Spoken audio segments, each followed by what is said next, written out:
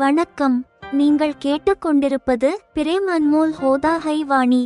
நான் உங்கள் தொகுப்பாளர் வாணி. கடந்த எபிசோடில் ராஷில் தனது மற்றும் பராகின் திருமண வாழ்க்கையின் உண்மையை வெளிப்படையாக கூறினாள். இன்று ஸ்வப்னிலின் எதிர்பாராத காதல் வெளிப்பாடு, எனது புதிய சாதனைகள் மற்றும் எனது உணர்வுகளை உலுக்கும் வார இறுதி பயணத் திட்டம் ஆகியவற்றை பற்றி நீங்கள் கேட்பீர்கள். பெருமிதமும் வருத்தமும். திருமணத்திற்கு முன் பராகிடம் எதையும் மறைக்காததற்காக நான் ராஷிலை பாராட்டினேன்.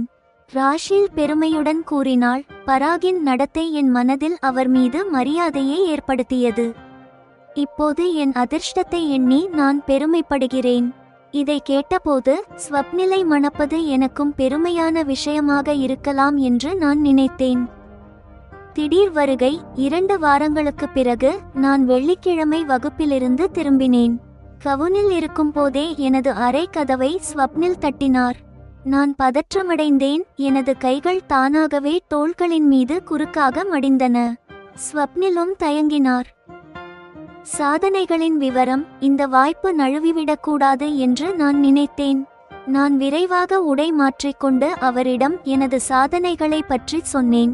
நான் சர்பிங்கில் லெவல் 3ஐ எட்டிவிட்டேன். இப்போது பெஸ்டி மீது சுதந்திரமாக அமர்ந்து மிதமான வேகத்தில் ஓட்டவும் முடிகிறது. கற்பனையும் ஈர்ப்பும். ஸ்வப்னில் எனது திறமையை பாராட்டினார். ஸ்வப்னில் இதே வார்த்தையை என்னை அணைத்து கொண்டு சொன்னால் எனக்கு எவ்வளவு மகிழ்ச்சி கிடைக்கும் என்று நான் கற்பனை செய்ய தொடங்கினேன். அவர் மீது எனக்கு ஈர்ப்பு அதிகரிப்பது எனக்கே விசித்திரமாக தோன்றியது. சாகச தொகுப்பு. ஸ்வப்னில் எனக்காக வார இறுதியின் புதிய மகிழ்ச்சி தொகுப்பை கொண்டு வந்தார். பாராகிளைடிங், ஸ்கை டைவிங் மற்றும் பாரா செயிலிங். அச்சமற்ற நம்பிக்கை. இந்த ஆபத்தான விளையாட்டுகளை பற்றி கேட்ட பிறகும் என் மனதில் எந்த பயமும் இல்லை. நான் நன்றியுடன் கூறினேன், நீங்கள் என் மீது எப்போதும் எந்த ஆபத்தும் வரவிடமாட்டீர்கள் என்று எனக்கு நம்பிக்கை வந்துவிட்டது. நீங்கள் எல்லா இடங்களிலும் என் உயிரை காப்பாற்றியிருக்கிறீர்கள். யமராஜனுக்கு சவால். இதை கேட்ட ஸ்வப்னில் தீவிரமானார். எதிர்பாராத விதமாக தனது காதலை வெளிப்படுத்தினார். ஒருவேளை யமராஜனே உன்னை அழைத்து செல்ல வந்தாலும் நான் குறுக்கே நிற்பேன். யமராஜா அழைத்து செல்ல வேண்டுமென்றால் வாணியை விட்டுவிடுங்கள், என்னை அழைத்துச் செல்லுங்கள் என்று சொல்வேன். உணர்ச்சிகரமான தருணம். நான் உணர்ச்சிவசப்பட்டேன். என் கண்கள் கலங்கின. நான் அவரது வாயின் மீது கை வைத்து சொன்னேன், நீங்கள் இது போன்ற அபசகுனமான வார்த்தைகளை சொல்லாதீர்கள். உங்களுக்கு பதிலாக உங்கள் உயிரை இழந்து நான் வாழ ஒருபோதும் விரும்ப மாட்டேன். ஸ்வப்னில் சென்ற பிறகு நான் என்னையே நினைத்து சிரித்து கொண்டேன். இது மனைவி ஆவதற்கு முந்தைய நிலை. இங்கே நான் களைப்படைந்திருந்தாலும் அவருடன் பேசிக்கொண்டே இருக்க விரும்புகிறேன். யமராஜனை சவால் விடும் காதல், அச்சமின்மை மற்றும் வியக்கத்தக்க சாகசத்திற்கான முன்னேற்பாடு. பிரேம் அன்மோல் ஹோதா ஹை வாணி இல் நீங்கள் கேட்பது எபிசோட் 49. இளைய மருமகள், ரகசிய வெளிப்பாடு, யமராஜனுக்கு சவால் மற்றும் புதிய உற்சாக தொகுப்பு. அப்போது மேஜையில் இனிப்பு வகை பரிமாறப்பட்டது. அதையும் நாங்கள் இருவரும் மெதுவாக சுவைத்து முடித்தோம். உனது கடந்த காலத்தை பராகிடம் மறைக்காமல் இருந்ததற்கு பாராட்டுக்கள். அத்தகைய துணிச்சல் பாதிக்கப்பட்ட ஒவ்வொரு பெண்ணிடமும் இருக்காது. இதனால் பராக் உன்னை மணக்க மறுக்கும் அபாயம் இருந்தது. அப்படி நடக்காததால் இன்று உனது திருமண வாழ்க்கை மகிழ்ச்சியாக இருக்கிறது. மேலும் உனது மனதில் எந்த குற்ற உணர்ச்சியும் இல்லை. விஷயங்களை மறைக்கும் பெண்ணின் மனதில் எப்போதும் பயம் இருக்கும். வீட்டிற்கு திரும்பும் வழியில் காரில் நான் ராஷிலை பாராட்டினேன். இந்த திருமணம் நடந்திருந்தால் என் மனதில் வருத்தம் இருந்திருக்கும். ஆனால் பரா தனது செயலை என்னை விடவும் பெரிய குற்ற உணர்ச்சிக்குரியதாக கூறினார். அவர் நினைத்திருந்தால் அதை மறைத்திருக்கலாம். அப்படி செய்திருந்தால் என் பார்வையில் அவர் எப்போதும் நிரபராதியாக இருந்திருப்பார். பரா திருமணத்திற்கு முன்பே இதை என்னிடம் கூறி எனக்கு ஒரு வாய்ப்பளித்தார். நான் விரும்பியிருந்தால் திருமணத்தை மறுத்திருக்கலாம். பராகின் நடத்தை என் மனதில் அவர் மீது மரியாதையை ஏற்படுத்தியது. என் சுயமரியாதையையும் மகிழ்ச்சியையும் இவ்வளவு கவனித்துக் கொள்ளும் துணையை நான் வேறு எங்கும் பெற்றிருக்க முடியாது. இப்போது என் அதிர்ஷ்டத்தை எண்ணி நான் பெருமைப்படுகிறேன் என்று கூறும்போது ராஷிலின் முகத்தில் பெருமிதம் தெளிவாக தெரிந்தது.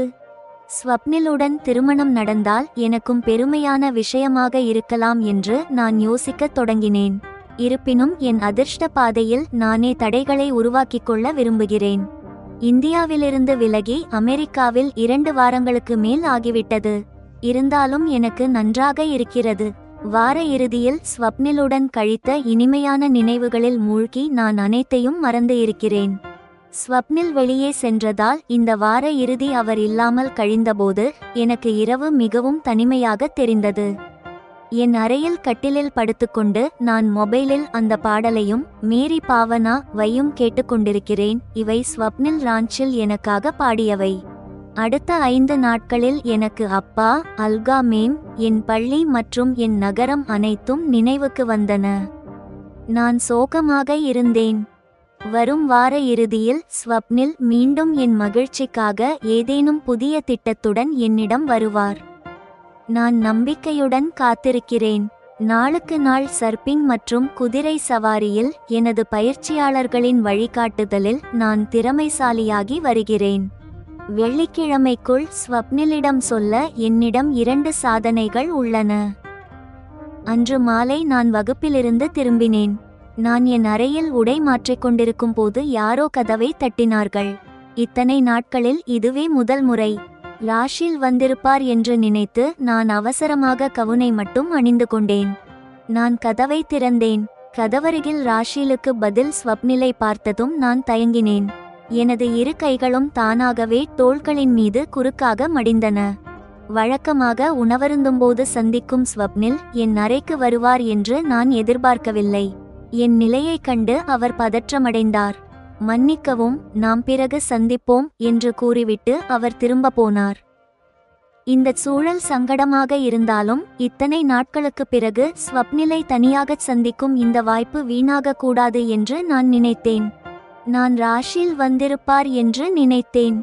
நீங்கள் உள்ளே வாருங்கள், எனக்கு 1 நிமிடம் போதும். எனது குரலில் விளக்கமும் வேண்டுகோளும் கலந்திருந்தன. அவர் உள்ளே வருவதற்கு நான் விலகி வழிவிட்டேன். அவர் வந்த விஷயம் ஒருவேளை முக்கியமானதாக இருக்கலாம். அதனால் அவர் திரும்பிச் செல்லாமல் தயக்கத்துடன் என் அறைக்குள் நுழைந்தார். ஸ்வப்னில் முன்னால் சென்று அமர்ந்தார். நான் அவரை கவனித்தவாறே உடை மாற்றச் சென்றேன். அவர் தலைகுனிந்து அமர்ந்திருப்பதை பார்த்து நான் நிம்மதியடைந்தேன். நான் அலமாரியிலிருந்து உடைகளை எடுத்துக்கொண்டு விரைவாக மாற்றிக்கொண்டேன். ஸ்வப்னில் அதிக நேரம் காத்திருக்க கூடாது என்பதற்காக நான் முகத்தை கழுவிவிட்டு விரைவாக வந்துவிட்டேன். 2-3 நிமிடங்களிலேயே நான் திரும்பி வந்தேன். ஸ்வப்னில், எனது முன்னேற்றம் உங்களுக்கு தெரியுமா? நான் உற்சாகமாக கூறினேன். நான் அவரது முகத்தை பார்த்தவாறே அவருக்கு எதிரில் அமர்ந்தேன்.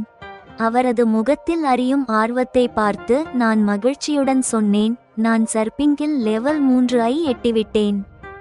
இப்போது என்னால் தொடர்ந்து பெரிய அலைகளை கையாள முடிகிறது. அது மட்டுமல்ல, இப்போது என்னால் பெஸ்டி மீது சுதந்திரமாக அமர்ந்து மிதமான வேகத்தில் ஓட்டவும் முடிகிறது. இது மிகப்பெரிய சாதனை. உங்களிடம் அசாத்திய திறமை இருக்கிறது என்று எனக்கு முதல் நாளிலேயே புரிந்தது. அதனால்தான் நான் உங்களுக்காக பயிற்சியாளரை ஏற்பாடு செய்தேன். ஸ்வப்னில் குரலில் ஊக்கமும் மகிழ்ச்சியும் கலந்திருந்தன. நான் கற்பனையில் மூழ்கினேன். இதே வார்த்தையை ஸ்வப்னில் என்னை அணைத்து கொண்டு சொன்னால் எனக்கு எவ்வளவு மகிழ்ச்சி கிடைக்கும். அவர் மீது எனக்கு இவ்வளவு ஈர்ப்பு ஏற்படுவது எனக்கே விசித்திரமாக இருக்கிறது. நான் இந்த இனிமையான கற்பனைகளில் மிதந்து கொண்டிருக்கிறேன். அப்போது ஸ்வப்னில் குரல் கேட்டது. அவர் கூறுகிறார், வாணி, இந்த வார இறுதி நாட்களில் நாம் பாராகிளைடிங், ஸ்கை டைவிங் மற்றும் பாரா செயிலிங் செய்ய போகிறோம். இந்த 2 நாள் பயணத்திற்காக தயாராகுங்கள். இதைச் சொல்லவே வந்தேன். இந்த வார இறுதிக்காக நான் முன்பே நினைத்தது போலவே நடந்தது. இது ஸ்வப்னிலிடமிருந்து எனக்கு கிடைத்த புதிய மகிழ்ச்சி தொகுப்பு. எனக்கு ஸ்வப்னிலுடன் இருக்கும் வாய்ப்பு கிடைக்கிறது. உற்சாகம் மற்றும் சாகசம் இரண்டின் காரணமாக என் மனம் புல்லரித்து போனது. இவை என்னவென்று எனக்கு தெரியாது, அதனால் கேட்டேன். ஸ்வப்னில், இந்த பாராகிளைடிங், ஸ்கை டைவிங் மற்றும் பாரா செயிலிங் என்றால் என்ன? நான் தயக்கமின்றி கேட்டுவிட்டேன். எனது அறியாமையைக் கண்டு ஸ்வப்னில் சிரிப்பாரோ என்று நான் கவலைப்படவில்லை. ஸ்வப்னில் என்னை பார்த்து சிரிக்கவில்லை. வாணி, பாராகிளைடிங் ஒரு விளையாட்டு போன்றது. இதில் நாம் பாராசூட் பயன்படுத்தி வானில் பறக்கலாம். ஸ்கை டைவிங் என்பதும் ஒரு விளையாட்டுதான். இதில் உயரமான இடத்திலிருந்து குதித்து நடுவில் பாராசூட்டை திறந்து வானில் மிதக்க வேண்டும். பாரா செயிலிங் ஒரு நீர் விளையாட்டு.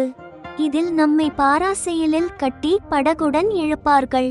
அப்போது பாராசெயில் மேலே எழும்பும். நாம் 100 மீட்டர் உயரத்தில் வானில் மிதந்தவாறே கடலின் அழகை ரசிக்கலாம். ஸ்வப்னில் இவை அனைத்தையும் மிகவும் ஆப்பாயமாகச் சொல்கிறார், என் அப்பா எனக்கு விளக்குவது போல. ஓ ஸ்வப்னில், இவை அனைத்தும் மிகவும் ஆபத்தான விளையாட்டுகள்.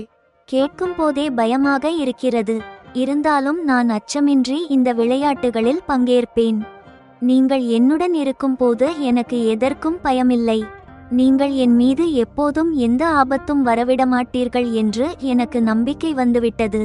எல்லா இடங்களிலும் நீங்கள் என் உயிரை காப்பாற்றியிருக்கிறீர்கள். எனது குரலில் ஸ்வப்னில் மீது நன்றியும் நம்பிக்கையும் தெரிந்தன. வாணி, இது ஒன்றும் இல்லை. எப்போதாவது யமராஜனே உன்னை அழைத்துச் செல்ல வந்தாலும் நான் அடிட நிற்பேன். யமராஜா அழைத்துச் செல்ல வேண்டுமென்றால் வாணியை விட்டுவிடுங்கள், என்னை அழைத்துச் செல்லுங்கள் என்று சொல்வேன். ஸ்வப்னில் தீவிரமாகச் சொல்கிறார். நான் எழுந்து அவரது வாயின் மீது கை வைத்தேன். நீங்கள் இது போன்ற அபசகுனமான வார்த்தைகளைச் சொல்லாதீர்கள். உங்கள் உயிரை இழந்து நான் ஒருபோதும் வாழ விரும்ப மாட்டேன் என்று உணர்ச்சிவசப்பட்டேன். என் கண்கள் கலங்கின. மன்னிக்கவும், உன்னை வருத்தப்பட வைக்க வேண்டும் என்பது என் நோக்கமல்ல. இதில் எந்த ஆபத்தும் இல்லை, அதைத்தான் நான் சொல்ல வந்தேன். இதில் இருக்கும் சாகசம் அற்புதம்.